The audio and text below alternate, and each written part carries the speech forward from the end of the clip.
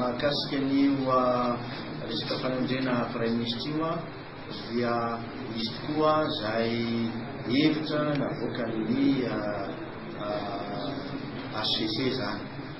Misy fandraisana sa tsy misy fandraisana izy azo ampifandraisana foana izy satria tao anatin'le contexte nandraisana an'le fanapahan-kevitra kanefa ny raha ny tena marina za foana hatran'izay efa nivoy hoe tsy maintsy apetraksika foana araka izay tokony izy ny fanajana ny lalàna efa tapitra tamin'ny 10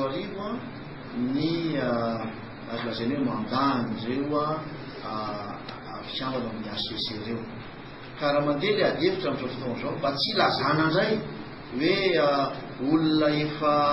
tapitra mandany mandray fanapahan-kevitra ny amin'ny teny dia hoy zao hoe rariny loatra raha mena ny asiny